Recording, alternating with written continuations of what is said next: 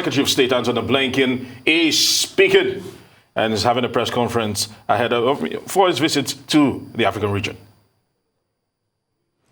Members of the press, I wish to affirm two things. First, that the United States and the Republic of Kenya have a very special relationship, a unique relationship, a relationship that dates back very many years.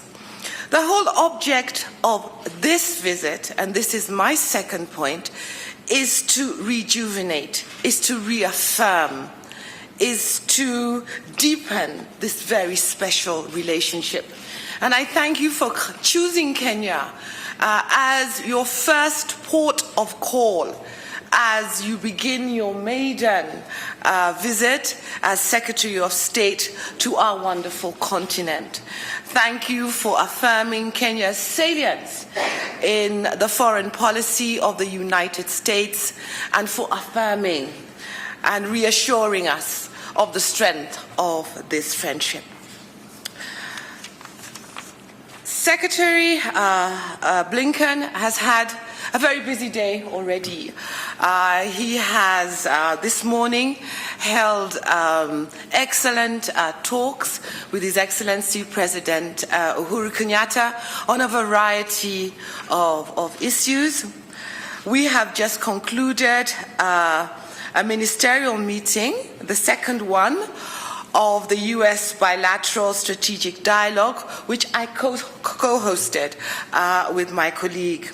We discussed a variety of issues of common concern, whether it was COVID-19 recovery and the support that we have received from the United States of America, especially the large consignment of vaccine donations that we have recently received. And we also recalled the very, very strong relationship that the United States has with Kenya's health sector in so many variety of areas. We discussed multilateral cooperation, especially in the context of the United Nations Security Council. We also touched on the pressing regional issues in our region and on our continent. We looked at the ways in which we could invigorate trade and investment. We touched on peacekeeping, the huge mandate that is required on our continent.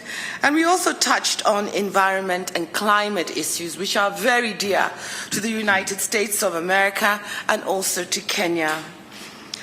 We hope that this will be the beginning of many more engagements. We've already had engagements by telephone, on the on the virtual platforms. We now have actually today, now it's a face-to-face. We've had mask-to-mask, face-to-face engagements, and we hope that we'll be able to have many more of these engagements as we think about building back better, as we think about reshaping our relationship to contend with the challenges of the day, and affirming that when you hold hands with your brother or your sister, you can move mountains and you can walk great distances for the betterment of humanity. I would now like to give the floor to my dear brother for you to make some comments, and then thereafter we'll take one or two questions from the press. I thank you. Thank you so much, Cabinet Secretary Momo, Rachel, sister. It's wonderful to be with you, and thank you for what's already been an extremely productive day. This is my first in-person trip to Kenya as Secretary of State. I've had the great pleasure of being here a number of times before, but I'm especially pleased to be here now. We actually did our first virtual visit to Africa earlier this year, including Kenya, but nothing beats being here in person. Jomo Kenyatta once said that our children may learn about the heroes of the past. Our task is to make ourselves the architects of the future. That's exactly what we're working on. For decades, Kenya and the United States have worked together to build that future. And today our governments are partners on virtually every critical issue we face. both through our bilateral relationship, but also the work we're doing regionally and through institutions like the United Nations Security Council, where Kenya is serving a 2-year term and held the presidency very productively last month. Beyond our governments, our countries are deeply, deeply connected. Business ties, partnerships between our civil societies, family and cultural ties going back generations. Tens of thousands of people in the United States very proudly claim their Kenyan heritage, including my former boss, President Obama. Before the COVID-19 pandemic, thousands of Americans traveled here every year to experience Kenya's hospitality for themselves, and they will again. A few weeks ago, we Americans cheered for the 2 amazing Kenyan runners who won the marathon in my hometown, New York City, something that we often do because Kenyans win a lot. In short, the friendship between our countries is strong, and it's not only good for our 2 countries, but for the region, and I'd argue for the world. And that goes to some of the things that not only did we talk about today, but that we're working on together every day. And let me just briefly touch on a few of them. First, on ending the COVID-19 pandemic. We are working to accelerate the global vaccine effort because, as we've said repeatedly, and we say it repeatedly because it is fundamentally true, no country, no region will be safe until we stop the pandemic everywhere. As long as the virus is replicating, it's likely to be mutating, and as long as it's mutating, it may well come back and defeat some of the vaccines that are so effective and that we put in place. So we have to continue to make every possible effort to get ahead of this. That was a major theme of the COVID ministerial that we hosted last week, and I want to thank the Cabinet Secretary for her very strong participation in that meeting. We're working with the African Union, with the African CDC, with COVAX, to make COVID-19 vaccines available across the continent. We've provided more than 50 million doses to 43 African countries to date, including, indeed, close to 4 million doses here in Kenya. We've also given more than $1.9 billion in COVID-related assistance across Africa to help meet health and humanitarian needs, including $76 million to Kenya. And we've done this with no political strings attached. This is about saving lives. That is the only metric that matters. I'm here today with someone well known to many Kenyans and many friends throughout the continent, Gail Smith, our coordinator for global COVID response and health security, to herald another step that we're taking in the fight against COVID. And that's something called the global COVID Corps, a new public-private partnership. What we found is the so-called last-mile challenges, including delivery and logistical hurdles, can make it difficult to turn vaccines into vaccinations. In other words, actually getting shots into arms. And through this global COVID Corps, private sector companies will work pro bono to help countries overcome these last-mile obstacles. And we're very pleased to welcome Kenya's participation as the first country to partner with the global COVID Corps. They'll begin with an assessment of any gaps that are hindering vaccination efforts and then help address them, but also, critically, help build capacity here that lasts well beyond the engagement of the COVID Corps. Second, on clean energy. Kenya is a model of investment in renewable energy, which now provides 90% of this country's power. And Kenya is one of the few countries worldwide that has set a target of 100% renewable energy by 2030. That's leadership. And leadership that, as I told the Cabinet Secretary and President Kenyatta, we like to be able to brag on around the world because it sets a powerful example.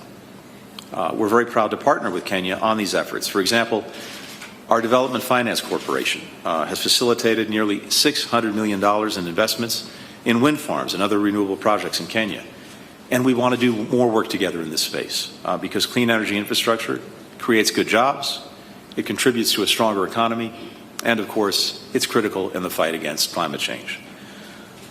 More broadly, we're proud of the strong economic relationship that our countries have built, which includes about $1 billion in annual two-way trade. And recent American private sector investments in Kenya across sectors, ranging from food processing to telecommunications, total more than $725 million, including $93 million in investments in Kenya's small and medium-sized enterprises generated through the great work of USAID. Third, on advancing peace and security. The attack yesterday in Kampala was a painful reminder of how vital it is that we continue to work together to improve security throughout East Africa. The United States offers its deepest condolences to those injured in the attacks and to the families and loved ones of those who were killed. We're grateful to Kenya for being our security partner. Our countries consult frequently on critical situations throughout the region. One place where we're both deeply concerned is Ethiopia. The conflict there threatens not just that country, but its neighbors as well. I very much appreciate President Kenyatta's engagement on this, including at the United Nations and in person in Ethiopia. We're working closely with Kenya, the African Union, and its High Representative for the Horn of Africa, former Nigerian President Obasanjo, as well as other partners. Our Special Envoy, Jeff Feltman, is working with High Representative Obasanjo to press the parties to end hostilities immediately and without preconditions, to stop human rights abuses and violations, to provide humanitarian access for the millions in northern Ethiopia who are in dire need of life-saving supplies. Even as we've taken prudent measures to reduce our personnel in Addis, our embassy remains fully engaged in these efforts and is providing support to American citizens. As we have for weeks, we continue to urge all American citizens in Ethiopia to leave the country using the best available options, and again, commercial aviation is working and is functioning normally. Regarding Somalia, the United States is grateful here as well to Kenya for a very strong security partnership and its contributions to AMISOM as we work together to defeat al-Shabaab and other terrorist organizations. It's vital that Somali leaders complete the national elections process as soon as possible and focus again on combating al-Shabaab and bringing greater stability to the region and to the country. And finally, on Sudan. Here again, we appreciate Kenya's stance against the military takeover and its role in the African Union's Peace and Security Council suspension of Sudan from AU activities. We support the Sudanese people who have repeatedly made clear their aspirations for democracy, and we back their call to restore Sudan's democratic transition. We're continuing to work with the international community to urge the Sudanese military to release all those detained with the takeover. We're engaging intensely with representatives from all sides. I've been working the phones. Molly Fee, our new Assistant Secretary of State for African Affairs, was in Khartoum earlier this week. Sudan had been on a path toward democracy and stability. Returning to that path is the best way for Sudan to attain peace and prosperity, become a leader on the continent, and to restore very strong support from the international community.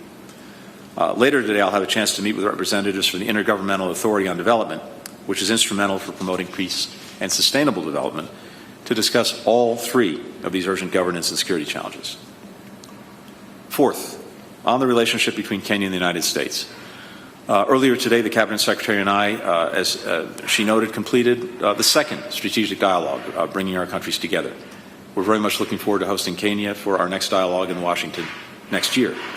Together, we're deepening cooperation in the 5 areas that we set out when the dialogue was initiated: economic prosperity, defense cooperation, governance and civilian security, multilateral and regional issues, and public health cooperation. Here again, these reflect the strength of our partnership, its depth, which fundamentally is grounded in our shared democratic values. And we're constantly working as well to make our democracy stronger and more resilient. I started this morning with a roundtable conversation with members of Kenya's very dynamic civil society. In addition to being deeply impressed by the important work that they're doing on behalf of their country, we also discussed areas and issues of serious concern, including arbitrary arrests and detentions, extrajudicial killings of activists and journalists. We want to partner with the Kenyan government and with civil society to ensure that even while addressing legitimate security concerns, the rule of law and human rights are safeguarded. That's how to build public trust in public institutions. We also discussed next year's elections.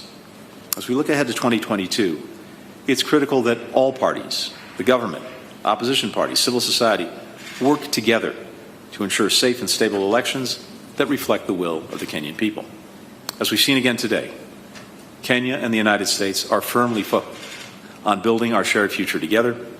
I'm grateful for the good work we've done here in Nairobi, and ultimately, what we know it comes down to is making a difference in the lives of our people, of our citizens. That is our responsibility, and everything we're doing together has that very much in mind. And with that, thank you very much.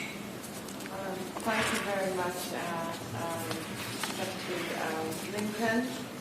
I think you can hear me better now. Thank you very much, Secretary Blinken, for your kind words and for providing an overview of the manner in which we are managing this special relationship that we have.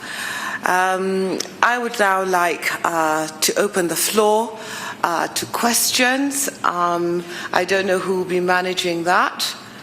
Thank you very much. I think we will take 2 questions, so please go ahead. Yes. Thank you very much, Madam Cabinet Secretary and Secretary of State. We shall have a brief Q&A.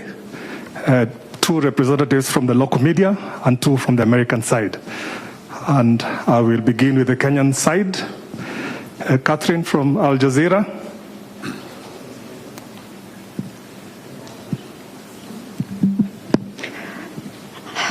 My name is Catherine Soy from Al Jazeera. I have a question for Secretary Blinken. You have just, and we have seen a travel advisory urging U.S. citizens to leave Ethiopia immediately. Does that show how dangerous the situation is becoming and that there's no movement forward in terms of ending hostilities? And my other question is about pressure on both sides. We know that the U.S. and other international partners are holding off on sanctions to allow for dialogue. But beyond that, what more can be done to push both sides to commit to a ceasefire and talks? They are all still being accused of human rights atrocities. The UN and the Ethiopia Human Rights Commission have said about up to 1,000 Tigrayans have been detained by security forces. So what more can be done beyond diplomatic talk to make sure and to put pressure on these 2 groups to commit to a ceasefire? Thank you. Thank you very much. We are gravely concerned about the escalating violence, the expansion of fighting throughout the country, and what we see as a growing risk to the unity and to the integrity of the Ethiopian state. And for that reason, it's my responsibility, our responsibility, to first and foremost ensure the safety and security of American citizens, of embassy personnel, and to be cautious and to make sure that we are doing that. We have urged Americans who are in Ethiopia to take advantage of the opportunity to leave. And my strong hope and conviction is we will help move things back to a place where it will be very safe for them to return, and for Ethiopia to continue to move forward. But it is the responsible, prudent, and necessary thing to do to make sure that we are looking out for our citizens and also looking out for our embassy. We instructed the embassy to reduce its staffing to essential personnel some days ago.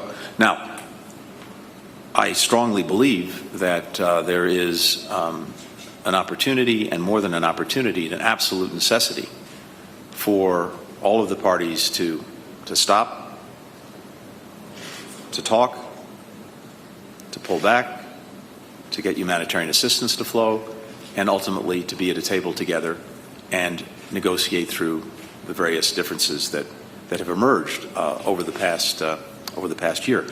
I spoke with Ethiopian Deputy Prime Minister and Foreign Minister Mekonnen a few days ago. I shared our deep concern over the ongoing conflict, emphasizing the urgency of taking concrete steps for peace on the part of everyone involved. I reiterate our call for all parties to urgently and seriously engage in negotiations on a cessation of hostilities, without preconditions. And I underscored the need for immediate, unhindered humanitarian access to northern Ethiopia and in support of all Ethiopian communities in need, because what we've seen is the way the conflict has progressed, more and more parts of the country have become involved and or are in jeopardy with their citizens bearing the consequences. And whether that's in Tigray over the last year, more recently in Amara, and moving further south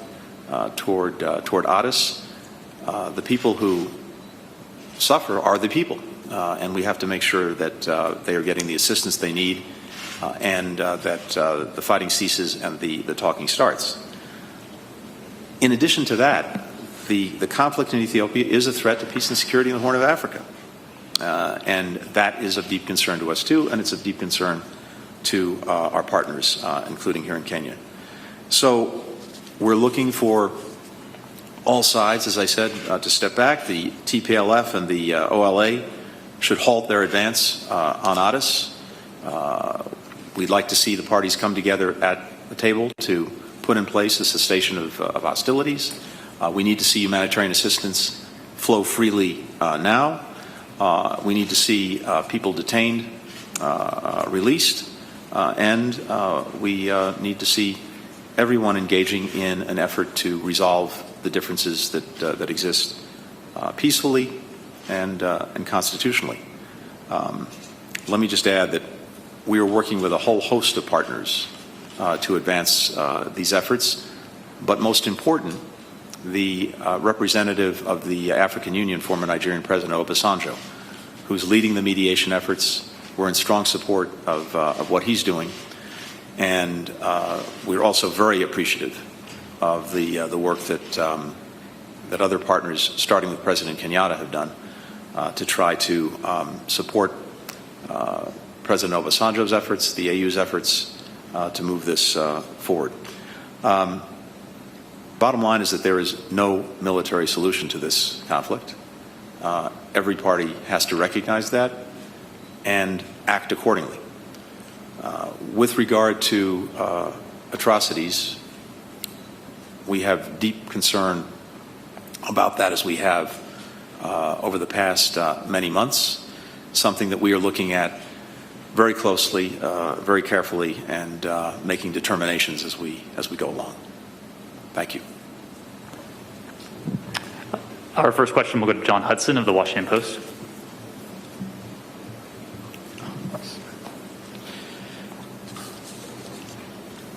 Thank you, Mr. Secretary. A few questions on Ethiopia. Is Prime Minister Abiy the legitimate leader of Ethiopia? And if so, how do you view the TPLF, which seeks Abiy's overthrow? I know you just mentioned that you're making considerations, but can you just give us the latest on whether you view what happened in Tigray as a genocide, and if so, why stay quiet? And Cabinet Secretary, is the Kenyan government hopeful for a ceasefire after President Kenyatta's visit to Addis this weekend? Thanks, John. I'm happy to start. The second part of your question first, with regard to, as I said, to the atrocities and how we would categorize them. We're focused on the facts, and we're focused on the law, and we will make a determination. I will make a determination once we get all the analysis that goes into looking at the facts and looking at the law. Regardless of that, the fact is that we have seen, we continue to see atrocities being committed, people suffering, and regardless of what we call it, it needs to stop. And there needs to be accountability. And we're determined that there will be. I also said that as this moves forward, it is very important that the differences, the conflicts be resolved by people sitting down at the table, talking, discussing, negotiating. And that needs to be done in my judgment, pursuant to the constitutional order, including with the duly elected leaders of the country, Prime Minister Abiy, but at the table with all who have grievances and concerns that, unfortunately, everyone, and tragically, everyone has chosen to express through military means as opposed to using the political process. It's vitally important that everyone come back to the political process for resolving differences that exist and moving Ethiopia forward. Thank you very much for your question, and I think it was as to whether or not we are hopeful for a ceasefire after President Kenyatta's visit to Ethiopia recently. President Kenyatta deals with this issue as a friend and as a neighbor of Ethiopia. And friends and neighbors believe in the potential of their neighbor. We believe in the potential of Ethiopia to find a resolution to this crisis. We believe that a ceasefire is possible. We believe that the other conditions regarding humanitarian access are possible. We must believe in the fortitude and the wisdom of the Ethiopian people, because in the end, these solutions will come from them. What we must do as neighbors is to support, is to counsel, is to hold hands, is to point in the right direction to ensure that this crisis, when it ends, and we believe it will end, will leave Ethiopia a stronger nation, will leave Ethiopia a stronger partner, and a country that is able once again to guarantee the peace in our region. Let us not give up hope in the people of Ethiopia. We must remain steadfast in being positive and being engaged in this crisis. I thank you.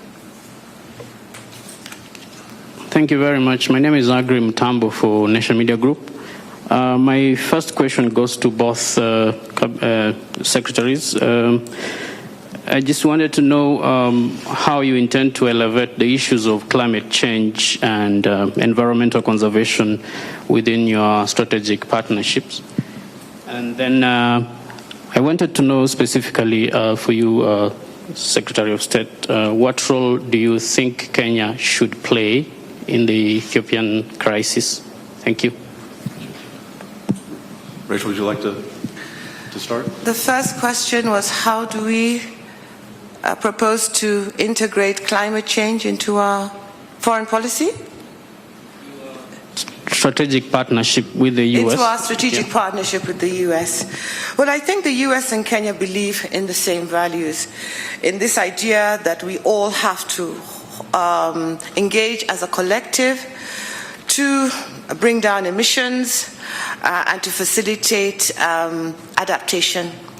We have already worked together at COP26 on these issues. We have worked together on conferences that have been called by President Biden on this. And we will continue to partner in looking at investments in the area of green industries, in the area of energy. We want to work together to facilitate adaptation measures that will help build resilience in our communities. We want to ensure that working with the United States, we are able to unlock the climate financing gap and to create new products that will enable countries like us, who are in the third world, who are least responsible for global warming, shore up our resilience and our ability to transform our own economies from the green transition. We must work together on the issue of climate change and its connection with security, its connection with agriculture, its connection with innovation, and its connection with building a body politic of Kenyans and Americans who are interested in preserving our planet. In our discussions this afternoon, we were able to identify just a few of the possibilities that are available to us. We must, however, be a little bit more strategic and ensure that we identify those programs, those initiatives that will have the biggest impact, not only for our relationship, but for our respective people and for this planet that we love. I thank you. Well, I couldn't say it any better. Just to quickly add, as I said earlier, we are deeply appreciative of Kenya's leadership when it comes to climate. And what Kenya has done, particularly in leading on renewables, is important not just for Kenya and for Kenyans. It is setting a powerful example for the world, and something that we point to regularly as we're engaging other countries on climate change. It is, to your point, though, very much, and as Secretary said, very much a part of our partnership, and in these ways. First, and more broadly, we recognize that as a prosperous country that also has contributed over the years to much of the problem, that we have with other countries similarly situated a special obligation to help other countries build resilience and adapt. President Biden this spring doubled the commitment that we're making to resilience and adaptation for countries that need assistance, and then he doubled that again at the UN General Assembly, and we're working with Congress to make sure that those funds are available. Coming out of COP26, we also helped lead the way to working to ensure that countries move even further when it comes to supporting adaptation and resilience for countries that need assistance, and we're going to be working on that. In the context of our own partnership, besides working together in these important international meetings and moments, we're also working directly together in ways that bring together different goals that we have, because they're complementary. And so, for example, as we're working to build back better from COVID and advance inclusive growth that benefits our people, one way to do that is to invest in green technology and in sustainable infrastructure. And that also meets the needs that we have for advancing the fight against climate change.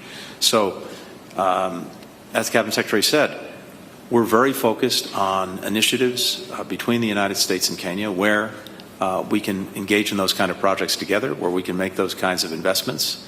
And that's something that we have a mandate now to look at very carefully. We have a number of different tools in the United States to help advance those kind of investments, including the Development Finance Corporation and others. We're trying to bring to bear all of these tools on working with partners, starting with close partners like Kenya, on making these kinds of investments going forward. They'll have economic benefits, good jobs, good wages, and they'll have clear climate benefits. And we'll continue together, as we're working bilaterally, to also coordinate our efforts when it comes to helping urging other countries to continue to raise their ambitions and to meet the goal that we share, which is making sure that temperatures don't rise more than 1.5 degrees Celsius. Because if we're not able to achieve that goal, then the world has a very, very big problem. Final question will go to Michael Crowley, The New York Times.